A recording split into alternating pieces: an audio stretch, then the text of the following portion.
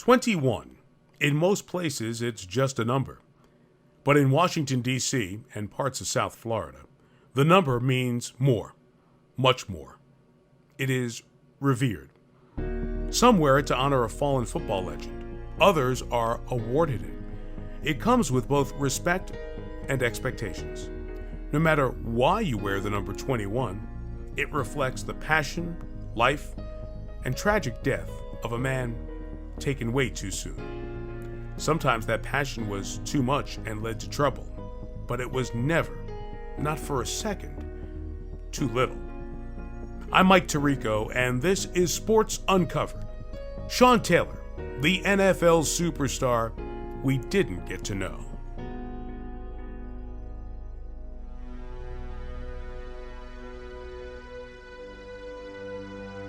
Tomorrow they will bury their teammate, and today they have to play football. Welcome to FedEx Field. Larry Michael with my... December 2nd, 2007. Just 5 days after Sean Taylor was murdered, the Washington Redskins had a game to play. Great to be with you on this special afternoon from FedEx Field, an afternoon I don't think any of us would have ever expected we'd have to live through. Larry Michael had started calling Redskins games on the radio the same year Sean Taylor was drafted. Words to describe that moment were hard to come by. It makes me kind of tear up right now just remembering how emotional that moment was and how I couldn't talk. I was so choked up. Again, really hard to believe. At that point, it was still hard to believe that all of this had happened. It was just so tragic. It was just so tragic that he was gone. And the fans were just devastated. While fans waved number 21 rally towels in unison, one of Sean's closest friends, Clinton Portis, ran out of the tunnel waving the number 21 flag. Everybody came together and tried to elevate their level of play to what would Sean do? You know, how would Sean play in this moment? Chasing Campbell, straight gift to Portis, looking for room, and he is in! He's in! Touchdown Redskins! Obviously a special situation for him to score this afternoon. Redskins head coach Joe Gibbs. It was a very emotional week. Nobody had been through anything like that. We missed him, and you could see it in the players' eyes. It was hard to get them back after we lost Sean. Gibbs and his defensive coordinator, Greg Williams, had grown incredibly close to Taylor over the years. Williams, with Redskins owner Dan Snyder, devised a way to show the world how much Sean meant to them. On the Redskins' first defensive play, Washington took the field with just 10 men. It kind of came up as Dan's idea. Dan only knows that probably I'm the only one that has enough cojones to do something like that. And then once we decided to do that, it was the most unbelievable rallying cry among those guys. I know they were doing this for Sean. Redskins have the deep safety and LaRon Landry. They're going to go with 10 players. Yeah. It's a handoff. Good running play. Fred Jackson sweeping around the left side, gets a block up to the 40, and knocked out of bounds by Landry right at the Buffalo bench. So the Redskins go with 10 to honor their former teammate. This was visible evidence of what he meant to all of us, and that nobody will ever be able to replace him on the field. Those were not just empty words or just a gesture. Sean's teammates, coaches, family, and friends truly believe there is no one who could ever replace him. He inspired them by the way he worked, the way he played, the way he lived, and the way he died. How did he do that in such a short lifetime? Who was this man? And why do so many try to follow in his footsteps? Those are the questions we attempt to answer.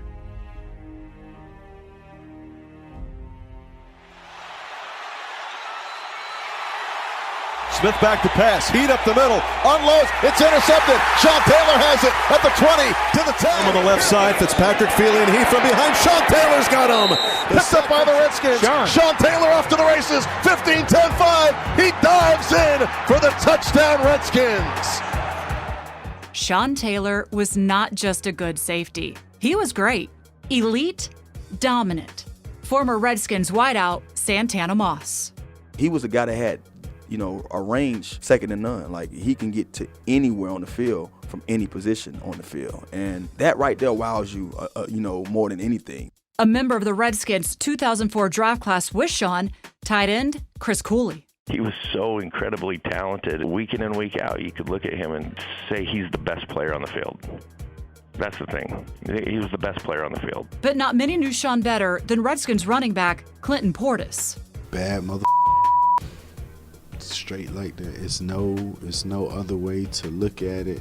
It's nothing that he couldn't have done. I think the passion, the ability, the way he affected his teammates, the memories that he left behind, the way he carried himself, is nothing that you could say. The one thing about Sean that everyone who knew him well still remembers to this day is his work ethic, unparalleled and relentless. As the 5th overall draft pick, Sean had earned himself a nice car.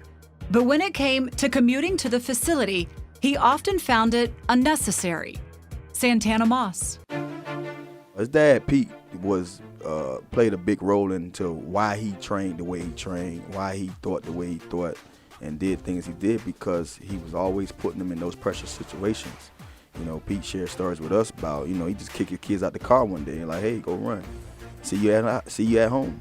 And, you laugh about it, but then you be like, so Pete, why you did it? It's like, you never know when you're going to have to run one day. So you need to know how to get home on feet. Later on, you see Sean not even driving his car at home. He basically footed. We call it footing it, Tom and Jerry in it. He walking or running. You look back at his career and say, he ran for days. It did not matter where you lived or how old you were. Sean Taylor had something special you just couldn't take your eyes off of, even for a 15-year-old from New Orleans, like future NFL safety Landon Collins. If you want to be one of the best defensive players and one of the best people to play the game, you're gonna see his name. Once I started finding out how to play safety, or who's the best safety in the NFL, or who's the hardest hitting safety in the NFL, then when I'm watching highlights, I'm constantly seeing 21, 21, 21, 21, making big, ginormous hits on highlights tapes and stuff like that. So I'm like, let me figure out who Sean Taylor is, who this Taylor guy is. But the legend of Sean Taylor began well before the NFL, even before college. If you look back at high school football in South Florida around the year 2000, Miami-Dade County to be specific, it was one of the richest areas for football talent in the nation. To stand out in the crowd, you had to be exceptional. I just say don't cross the middle, that's a no pass zone. I'll hit you unless you know I'm there. The next time you're looking for the hit, I'll just finesse you and go get the ball. Taylor's dad, Pete, was chief of police of Florida City, choosing to send Sean to make a name for himself at a private school, Gulliver Prep. So to the other members of the U fraternity, like Jonathan Vilma and Santana Moss, the competition was not the same. Sean Taylor went to the same high school as my cousin. I got accepted to the University of Miami, and I was telling my cousin about how I'm going to be playing for Miami, and we were all excited. He was like, hey, you think Miami takes kids from private schools? Because Gulliver is a private school. I was like, I don't know. I don't think so. Private schools, usually in our area, they're not really that good. He was like, man, there's this guy, Sean, man. He's really, really good. I was like, Sean? He's like, yeah, Sean Taylor, man. He's really good, man. I'm telling you, he's going to be awesome. And I was just like, I don't think so. He's from a private school. Like that, I doubt it. When you hear private school, you're like, oh, he's playing at Gulliver.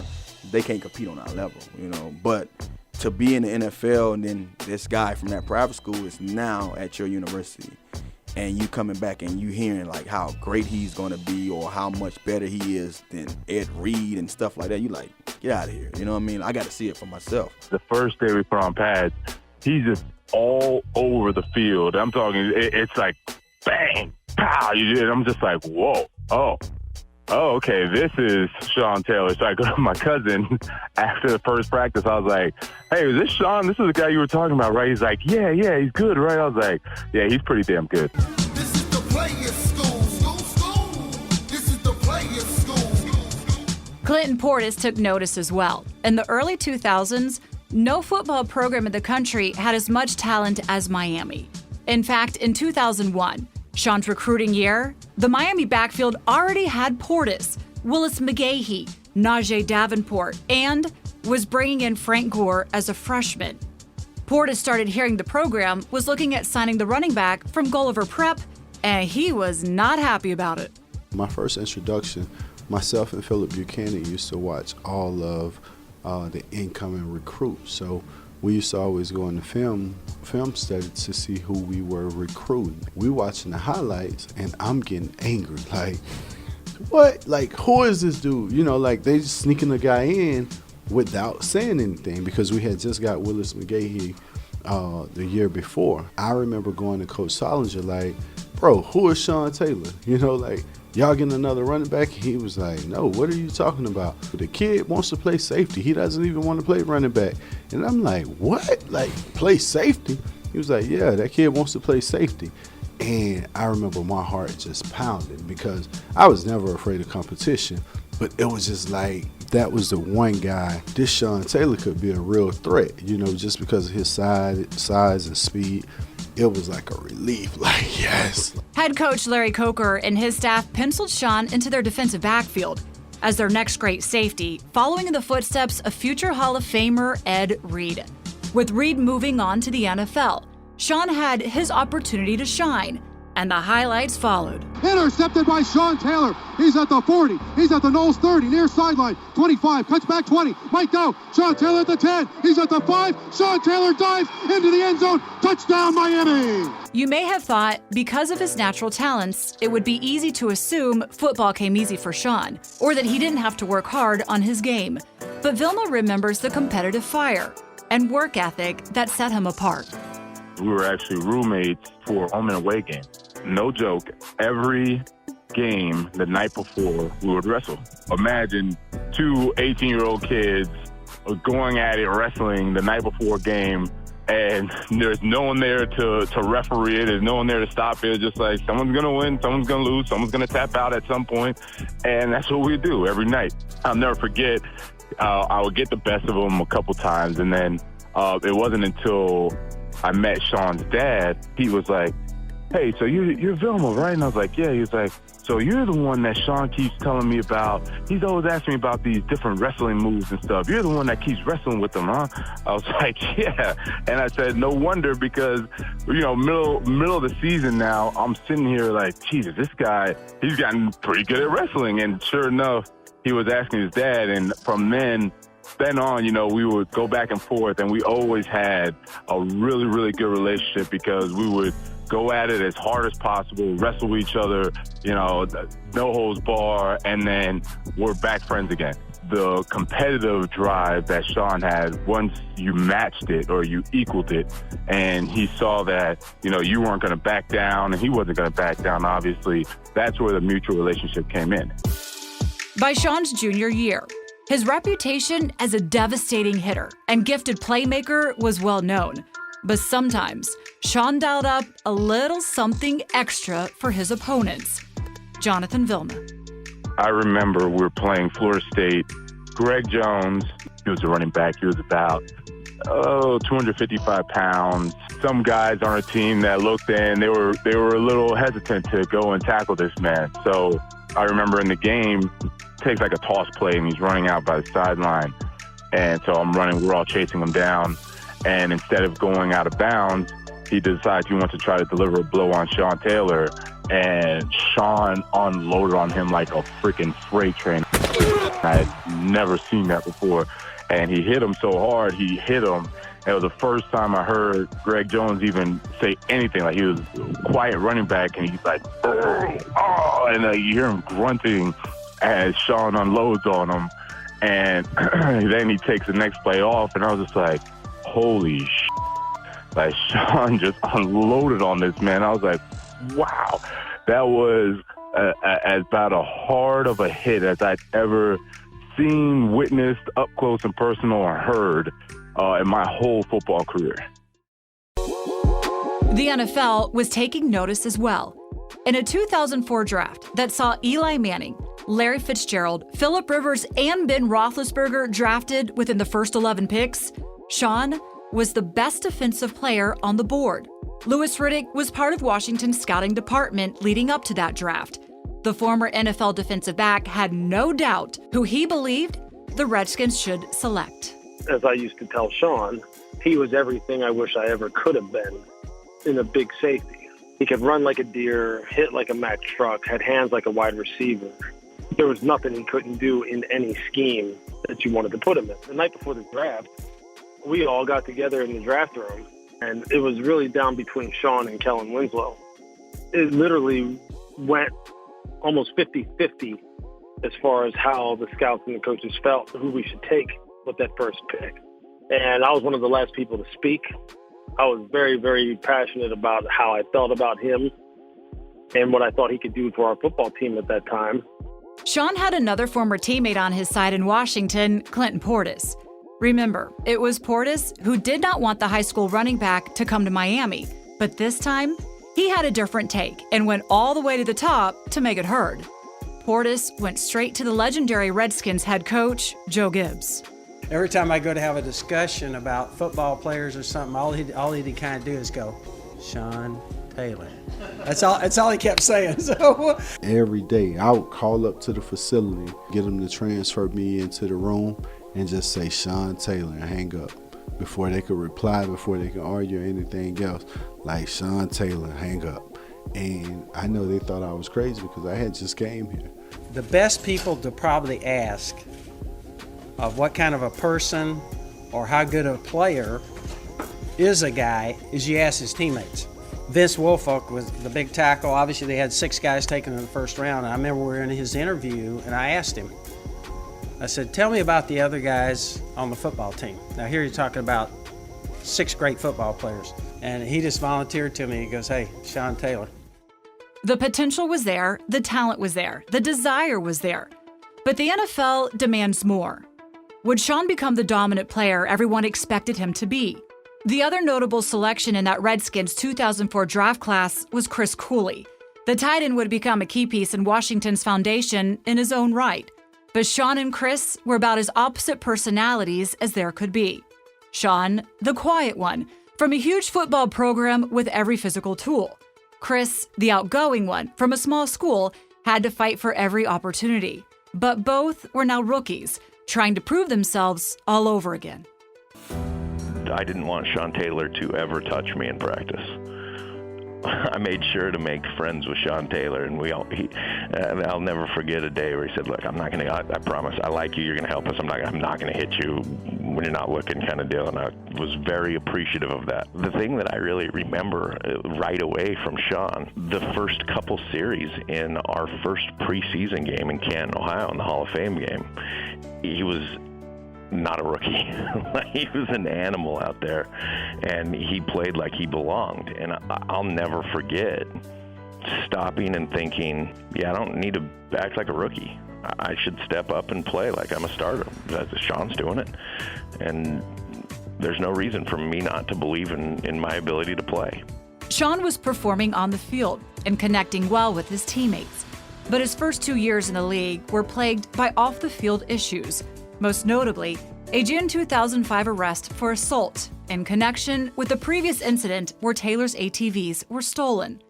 The common storyline told was that Sean was a troublemaker, something that had never been an issue before, which created a complicated relationship with the media. Sean Taylor, in his own words back in 2005, to NBC Sports Washington's Kelly Johnson.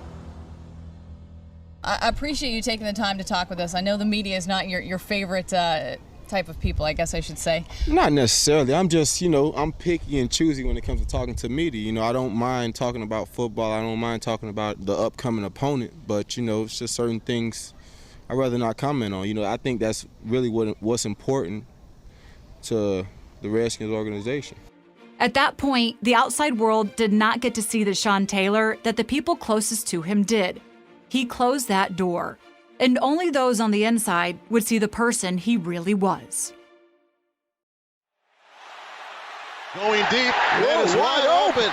Up, and Sean Taylor with the interception. Remarkable job to go back to the wide open receiver who was wide open. And he was so wide open, time stood still. It looked like he was going to score a touchdown, and Sean Taylor picked the ball off. By 2007, Sean Taylor had established himself as one of the elite safeties in the NFL, perhaps on his way to becoming one of the greatest of all time.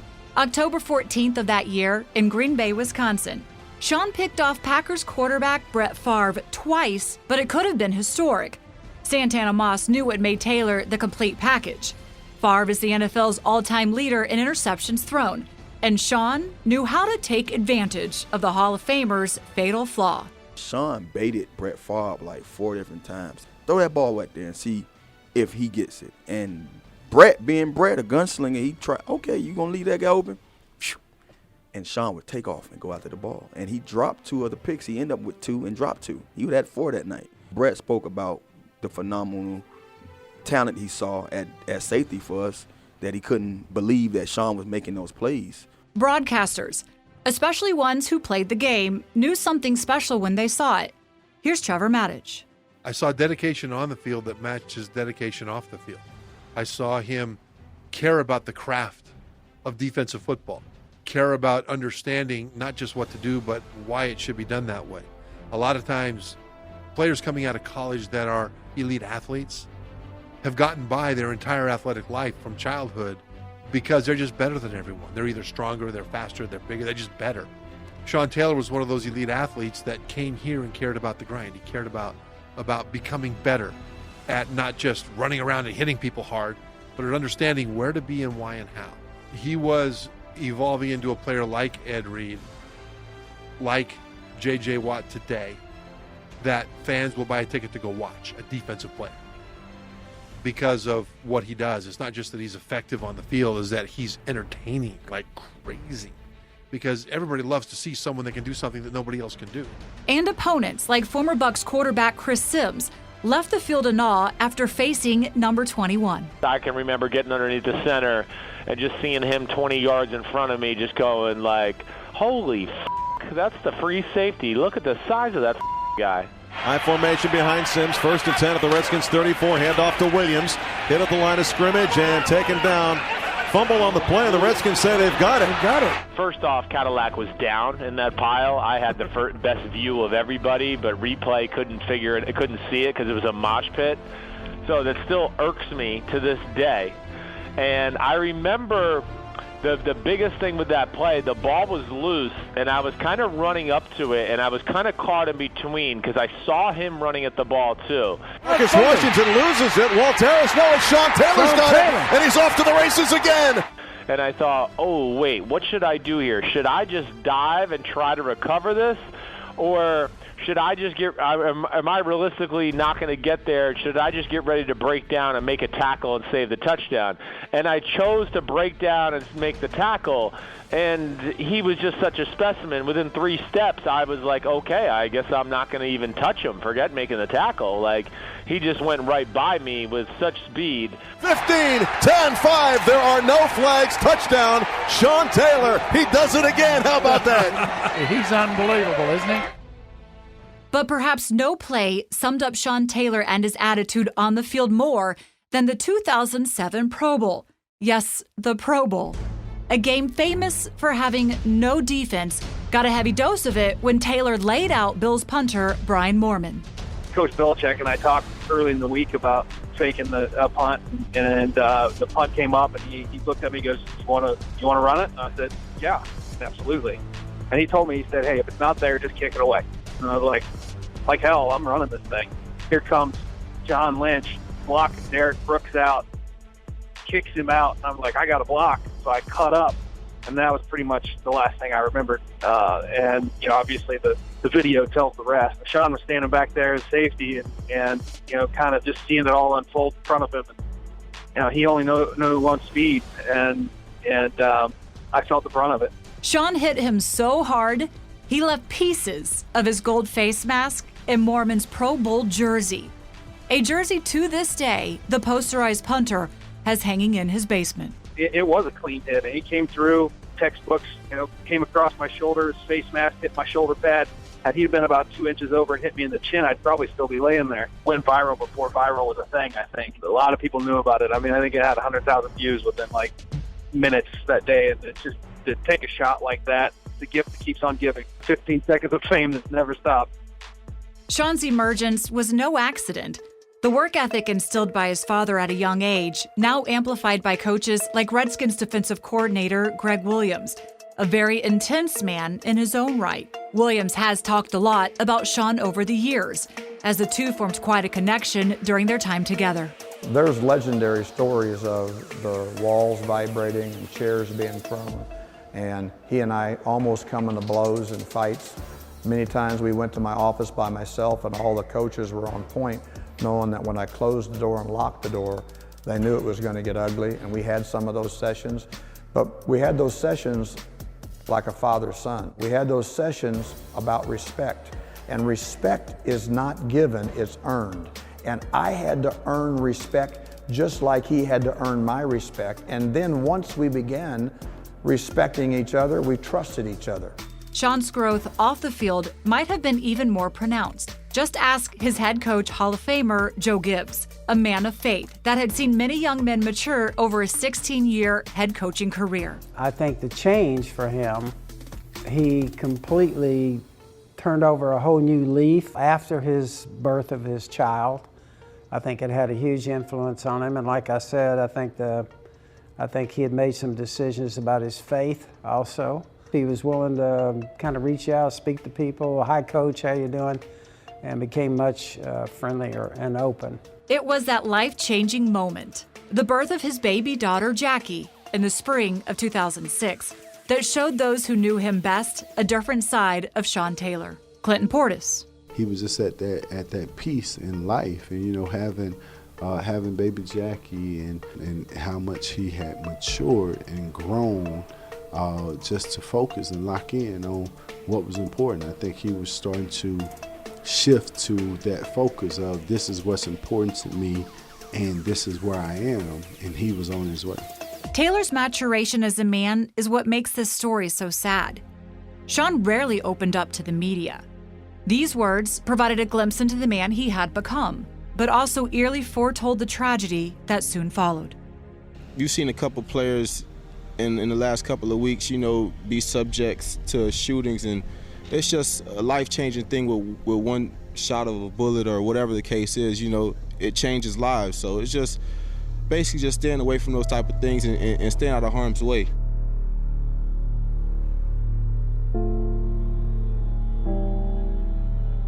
I'm Kelly Johnson at Jackson Memorial Hospital in Miami, where Redskins safety Sean Taylor passed away early this morning from a gunshot wound suffered in a home invasion on Monday. Sean Taylor was just 24 years old. Trevor Maddich. He was injured during the regular season, and the team went on the road to play a game, and he didn't travel with the team, so he flew home to be with his fiancée and his baby daughter.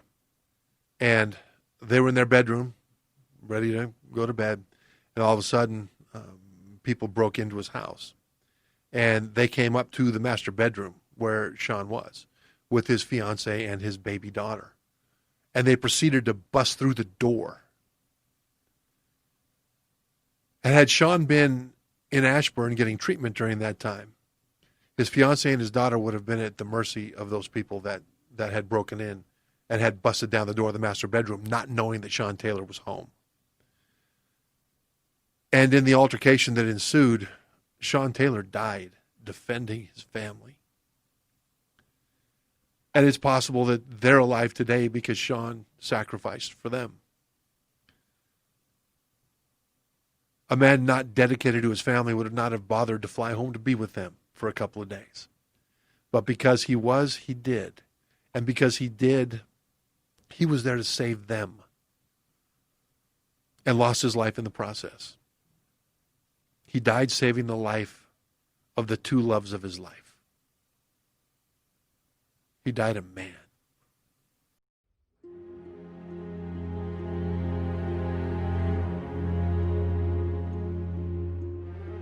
News of Sean Taylor's passing rocked the football world, from Coral Gables to the DMV. Everyone was left to process the loss of a man many felt was superhuman, almost indestructible. Devastating for Santana Moss and Clinton Portis. For them, Sean was family. I got the call that he died, and I cried like a baby right on the table. And my trainer had to stop because I just got up and left.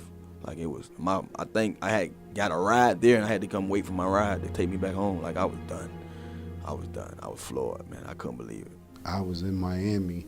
I had went to the hospital the day before, so I still remember the knock, you know, when Dan delivered the news that he was gone. To this day, reliving those memories, it hurts because I'm like, damn. Man, that was a tough week. It was tough to the point to where I saw stuff just spiraling. Like if I wasn't strong mentally, all of us, you know, especially the people that was close, I can just imagine what the family went through.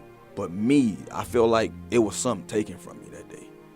And I don't know if because of how many close encounters that we had, you know, throughout the locker room, the meeting room, the plane rides.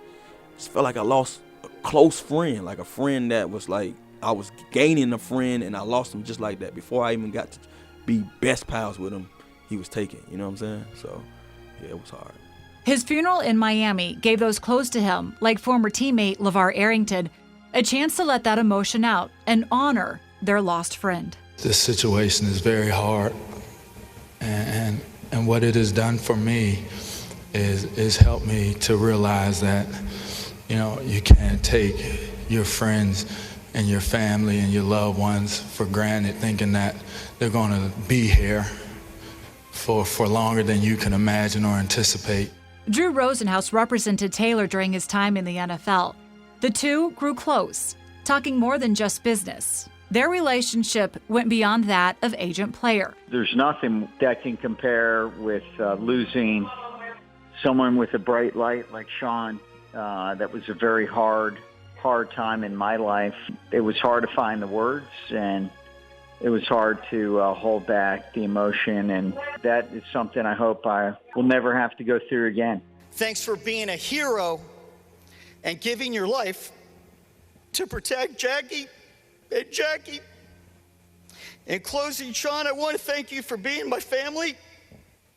I just can't believe that I will never speak with you again, but I will never forget you. Thanks for a lifetime of memories and warm thoughts. I give you my word that I will always be there for your family. You will live on in our hearts, and I will think of you every time my eyes look upon a football field. Sean opened up to NBC Sports Washington's Kelly Johnson during his time with the Redskins. His legacy was just beginning. That's what's sad about it all. He was a phenomenal player, and again, he was just becoming a great football player. I love that he's not forgotten. I love that there's still a generation of players that remember how fierce and how just incredible he was. You know, I wish that they could have, these kids could have been around him like I was and actually seen it in person. People process death in many different ways and at different paces. Emotion certainly ran high in connection with this story, something former Redskin great turned analyst Brian Mitchell had to deal with in the immediate aftermath. I've been with people from different sides of the track. People that probably had done stuff way worse than what Sean. You know, Sean did things, he was trying to defend himself, take care of his stuff. I've been around people that did other things, and they came out on the other side, you know, and you just wish, because I think the story became more, why was he at home? He wasn't traveling with the team. He has money to fly when he want to go home. He got a fiance and a daughter at home. Why can't he go home? You know, it's like everything was made to be like a negative or a bad thing instead of, well, the guy was going home to see his people. He wasn't traveling with the team, so why wouldn't he go home? Those who defend Sean Taylor remain fierce to this day. Clinton Portis is one who is never afraid to say what's on his mind, especially if someone comes at his friend. Man, you and get out my face, you know, because you just totally disrespected. I don't think you should ever walk up and, you know, argue for someone you don't know, you know, and someone that knows you should always stand up for you, you know, like if a situation that ever happened with me, I'm sure Sean would have slapped the shit out of somebody, so I would do the same in that situation. All controversy aside, Sean Taylor meant a lot to those who crossed paths with him, and the connection he formed with Redskins owner Dan Snyder being as strong as any. To lose not only your best player on the team, but to lose somebody who was really grown up right in front of you, and to see this guy, to understand that he was in love and he loved his baby, and the passion he had both on and off the field, and him opening up to everyone around him, including me. It's something that tragedy, that should never have happened. Had he lived, the biggest impact Sean Taylor would have had is on his daughter, Jackie. As you've heard many say, he changed his life when she was born in May of 2006. Jackie was just a toddler when her dad was killed the very next year. Although their time together was short, the memories live on. And when Sean was inducted into Miami's Ring of Honor in 2017, it was 11-year-old Jackie who delivered the acceptance speech in her father's honor, alongside Hurricane greats like Michael Irvin, Warren Sapp, Ed Reed, and Ray Lewis. But it was Jackie who stole the show. Congratulations to all his fellow inductees. I am sure he would be so honored to be recognized alongside you all. Thank you to the University of Miami and the athletic department for choosing my dad and for allowing me to represent him. Thank you.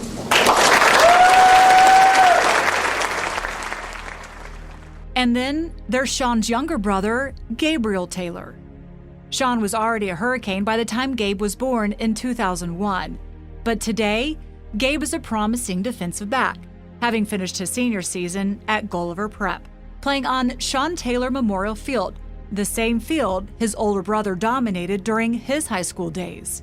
Gabe had not played football since the 8th grade, choosing basketball, but will continue his football career at Rice University, carrying on the Taylor football name for years to come.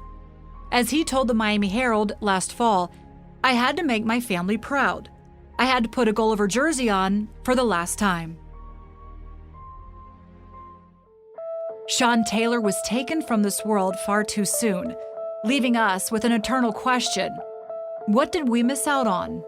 Clinton Portis. On the verge of taking over the world, I think Sean had grown so much, and he was on his way to doing something so special that was going to be unheard of.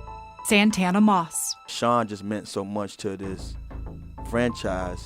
You know, when you look back at it, we've been hurting at the safety position for a long time since he's been gone.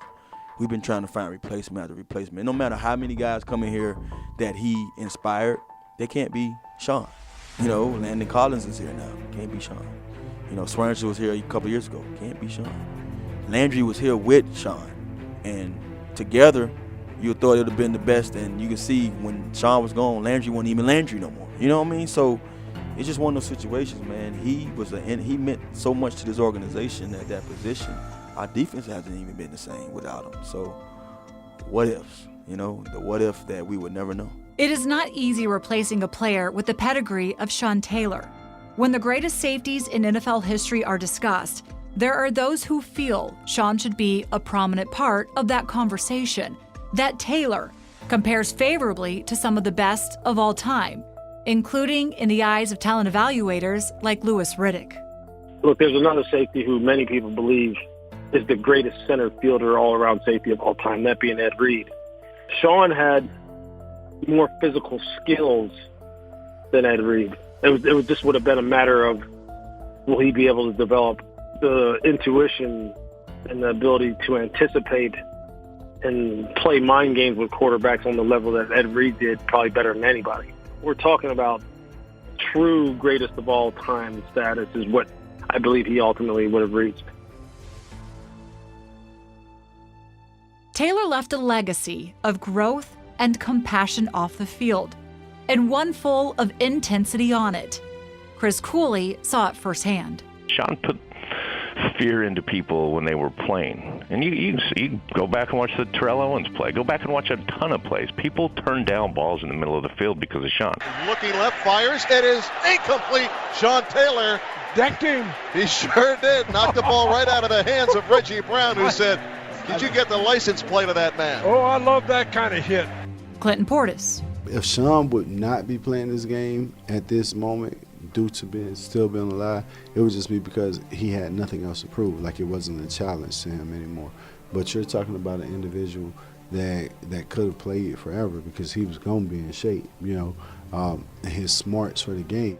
He's a violent individual. He loves that collision. He loves that contact. The pitch to the right side is hit, and he is short of the first down. I don't think he made it. Sean Taylor coming up. A guided missile demolishes the ball carrier. Sean Taylor with the big play to stop the Cardinals on 4th and 2.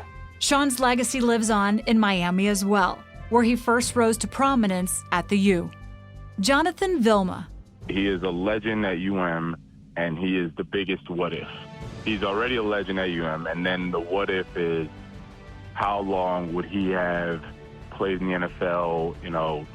Could he have gone 13, 14 years at safety? You just, what if he would have stayed, man? What if he were alive and would have kept playing? That's always the question. Warner under center, back to pass, looking over the middle, fires, it's picked off. Sean Taylor with it, off to the races, 40, to the 50, 45, to the 30-yard line, out of bounds. His 5th interception of the year. Sean Taylor gets it. Beautiful interception. Canton comes calling for the game's legends. Sean Taylor's career began in 2004, so right about now, we would be debating his Hall of Fame credentials. Ed Reed was immortalized last summer. Troy Polamalu this summer. But what about Sean? Ask around, and the overwhelming opinion from those who knew him best and saw him up close and personal believe he deserves to be enshrined in the Pro Football Hall of Fame. No debate. The voice of the Redskins, Larry Michael. I'm lucky enough to be a Pro Football Hall of Fame voter. I've seen a lot of names on those lists that are not close to being Sean Taylor. It's just a story of tragedy. It's a story of life being taken away too quickly. A story of what might have been. Just like this question now. Do you think he would have been in the Hall of Fame? I think 100% he would have been in the Hall of Fame. 200% he would have been in the Hall of Fame. But from a purist standpoint, he's a Hall of Famer. He's a Hall of Famer right now in my book. Remember the gravity of the number 21 we mentioned? Sean's presence is still strongest in the nation's capital, where Taylor grew as a player and a man, inside of an organization with a rich history that still remembers him fondly. Larry Michael sees it every day. Every day you come in here, that 21 is on that security gate window. There were so many different memories, stickers, signs that were distributed over the years. To drive in here to this day, that 21 sticker is still on that window. I still got my number 21 hat, still wear that 21 hat. I still see some folks in the building wear their 21 hat. And I'm sure there might be some players who come in here, so why are you wearing a 21 hat? Well, do your homework. Do your homework, because a very special person used to play in this building, used to occupy this building. So I think anybody that comes through the doors here has to either learn about him or already know about him before they come in. Just the way it is. Santana Moss. He made a lot of people want to be Redskins at the time he was here. I hear so many stories walking the streets about fans just talking about the 21 jersey. I know 21 growing up from Deion Sanders. And then I know it shortly when Deion became a Redskin. But 21 is remembered in Miami and everywhere else I go who have some kind of time with the Redskins as Sean Taylor number. He changed a jersey that I would think no one would ever look at as anybody else's number. He made that 21, popular, beyond what Deion Sanders did. And so, it's only right to allow a guy that meant so much to everybody, off the field and on the field, be, granted to me the ultimate accomplishment as a professional football player, and that's being a Hall of Famer. To this day, Sean still inspires a new generation of NFL stars to suit up on Sundays. But perhaps no player in the league feels a connection to Sean Taylor quite like Redskins safety Landon Collins. He wore number 21 while playing with the New York Giants, but now, out of respect to Taylor, wears number 20. A gift from owner Dan Snyder shows just how monumentally important that number is to Collins. We sitting at the dinner table, everybody's finished dinner. My son kept reaching for the box because he thought it was a present for him. And he said, he asked my son, you want to open the box? He said, yeah. He said, all right, let me tell you a story behind the box. was in the box. He said, well, one of my great friends, great players. As soon as he said player, I'm fulfilled with emotion. So I'm like, all right, it can't be a Sean Taylor jersey in there. It's not a Sean Taylor jersey in there. At that moment, I'm looking at the box. He's talking the whole time. I'm zoned into the box. And he said he starts to hand the box over to me. I couldn't move. I'm stuck. Like legitimately just stuck. I could not move. So my son grabs the box, opens the box, and comes out a Sean Taylor jersey, game worn, signed by Sean Taylor. My son pulls the jersey out and gives it to me. I'm still budging. I'm just looking at the jersey. My son is to my right. I'm staring at my son to my right. And I'm just looking at the jersey and I just can't move. I can't move and can't grab it. I can't do anything. And then he gives me the jersey. I'm still locked in with emotions. Nothing's happening at the time. As soon as the jersey, like my son put the jersey in my lap and in my front me, just burst down in tears. That was a moment in my life I was like, man, this is an honor. I got some big shoes to fill at the same time, but I'm gonna do it all if I can.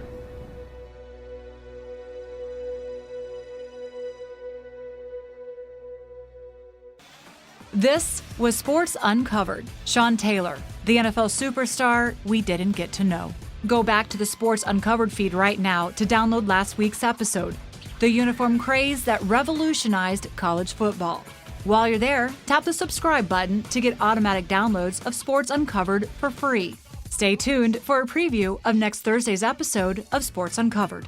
Stanley Cup playoff overtime hockey is the greatest thing going. Game 4 of the 2000 Eastern Conference semifinals proves that by being the longest game in the modern era of the National Hockey League. Throughout the 8 periods, players cramped up, had 10-second shifts on the ice, and the arena ran out of food, as told by Flyers play-by-play broadcaster Jim Jackson. They brought pizza up to us. They came back a little earlier than expected. I said, welcome back to Civic Arena here in Pittsburgh. And I look at Dorney, and he's got pizza coming out of the corner of his mouth. Sports Uncovered presents the Marathon on Ice. Don't forget to subscribe to Sports Uncovered right now to get Marathon on Ice automatically downloaded to your device for free. For more, visit NBCSportsWashington.com and follow at NBCS Washington. This episode of Sports Uncovered was produced by NBC Sports Washington. The coordinating producer was Tim McDonough. The producers were Tim Shovers and Jim Sibilia. The supervising producers were Matt Volk and Frank Crisafulli. Chris Hine provided creative and sound direction for Sports Uncovered. The coordinating producer of Sports Uncovered is Seth Rubinroy. The supervising producers are Dominic Ridgard and John Slobotkin. The executive producer is Ted Griggs. Special thanks to the Redskins and Santana Moss for making this episode possible. I'm Julie Donaldson. Thanks for listening.